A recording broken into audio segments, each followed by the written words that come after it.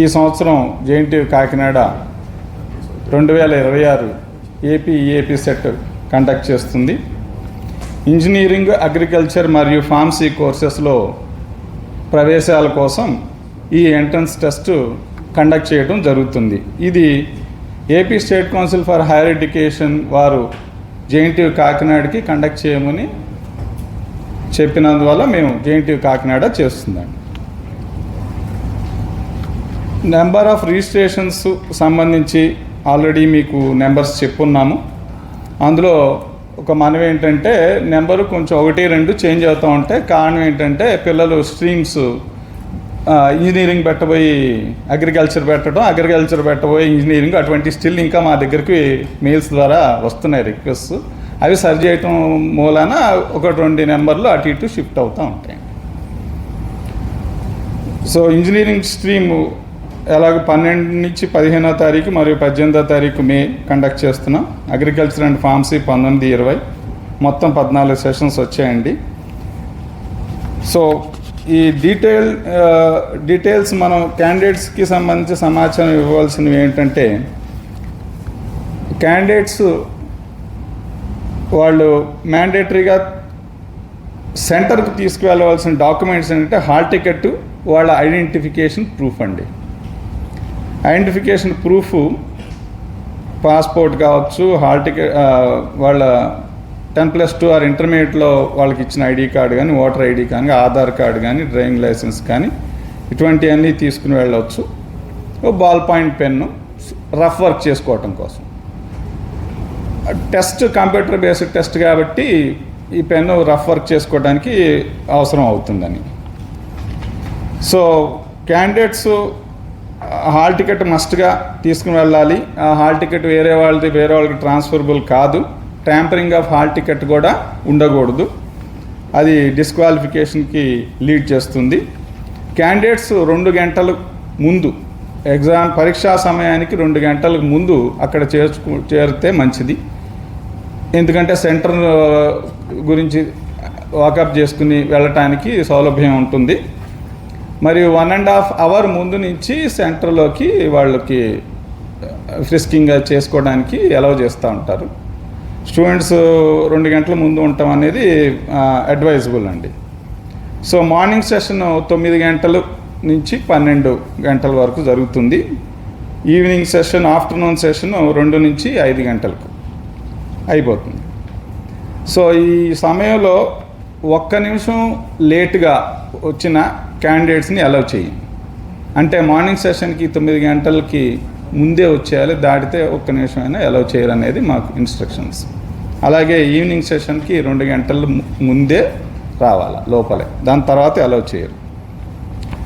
So ఇవి candidates తీసుకోవాల్సిన జాగ్రత్తలు. ఎగ్జామ్కి అటెండ్ అయ్యే ముందు క్యాండిడేట్స్ ఏ విధమైనటువంటి ఎలక్ట్రానిక్ గ్యాడ్జెట్స్, క్యాల్కులేటర్స్ కానీ, స్లైడర్స్ కానీ, ఎలక్ట్రానిక్ వాచెస్ కానీ, ఈ మొబైల్ ఫోన్స్ కానీ, పేజర్స్ కానీ ఎటువంటి అయిన డివైజెస్ని అలౌ చేయరు ఎగ్జామినేషన్ హాల్కి.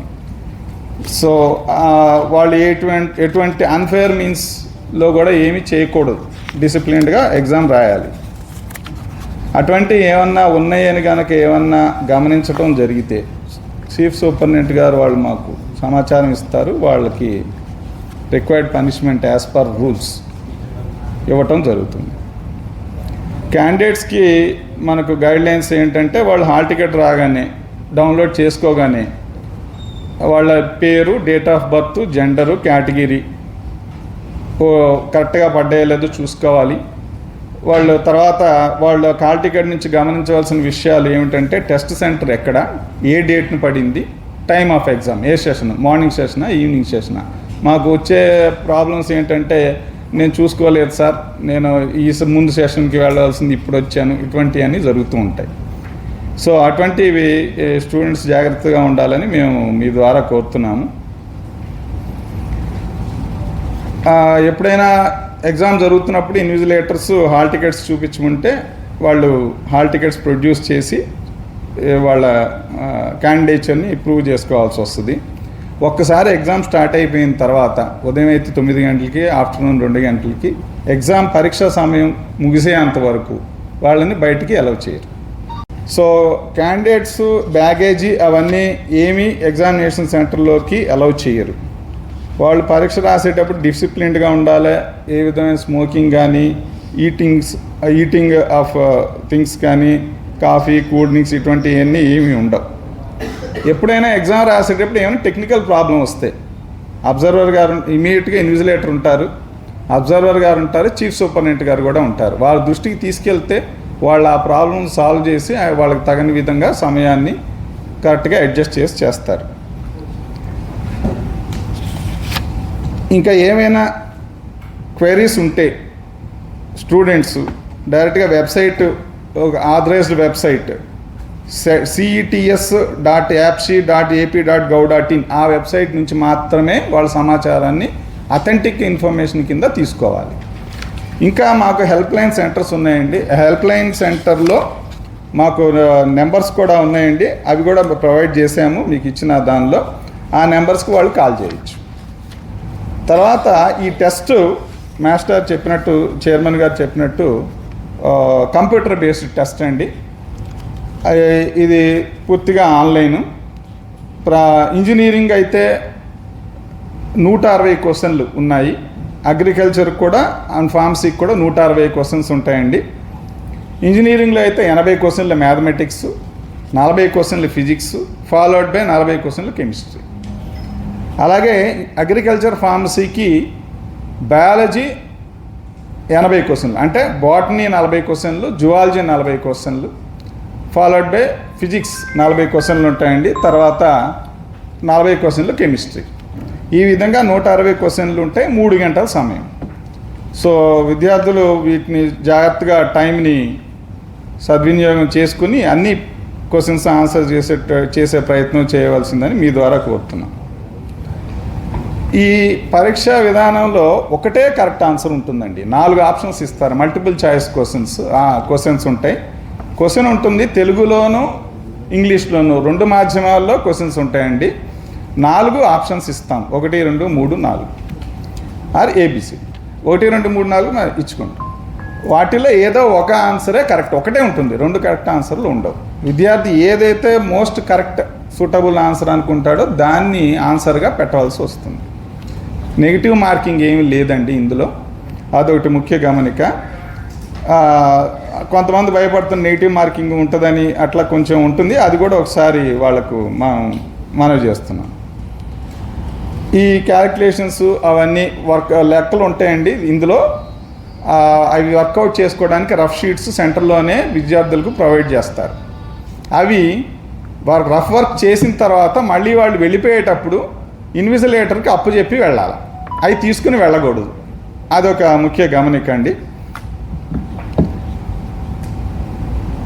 ఇక ఏవైనా మాల్ ప్రాక్టీస్ రూల్స్ కానీ అవన్నీ ఏమైనా ఉన్నాయంటే మా గవర్నమెంట్ ఆఫ్ ఏపీ జీవో ప్రకారం ఉన్న రూల్స్ ప్రకారమే మేము ఫాలో అయిపోయి చూస్తూ ఉంటామండి.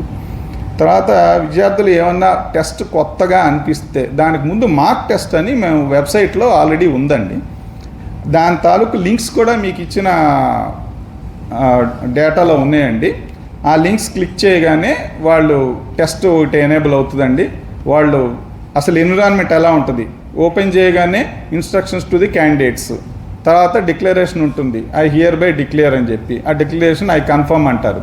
తర్వాత ఇంజనీరింగ్ అయితే మ్యాథ్స్, ఫిజిక్స్, కెమిస్ట్రీ వరుసగా ప్రశ్నలు ఉంటాయి, వాళ్ళు అవి ఆన్సర్ చేసుకుంటూ వెళ్ళొచ్చు. ఆ ఎన్విరాన్మెంట్ ఎలా ఉంటుంది అనేది ఈ లింక్స్ ద్వారా వాళ్ళని అప్డేట్ చేసుకోవచ్చు, కొంత ప్రాక్టీస్ వస్తుంది. సో హాల్ టికెట్స్ డౌన్లోడ్ చేసుకోవడానికి మనకి అఫీషియల్ వెబ్సైట్ cets.apc.gov.in నుంచి డౌన్లోడ్ చేసుకోవచ్చు. అది కాకుండా మన ప్రభుత్వం వారు ఫెసిలిటేట్ చేసినటువంటి వాట్సాప్ గవర్నెన్స్, మనకందరికీ తెలిసింది మనమిత్ర వాట్సాప్ గవర్నెన్స్ ఉంది. దాని ద్వారా చాలా సేవలు గవర్నమెంట్ ఆఫ్ ఏపీ ఇస్తుంది. వాటిల్లో భాగంగా ఈ హాల్ టికెట్ డౌన్లోడ్ చేసే సదుపాయం కూడా అందులో ఉందండి.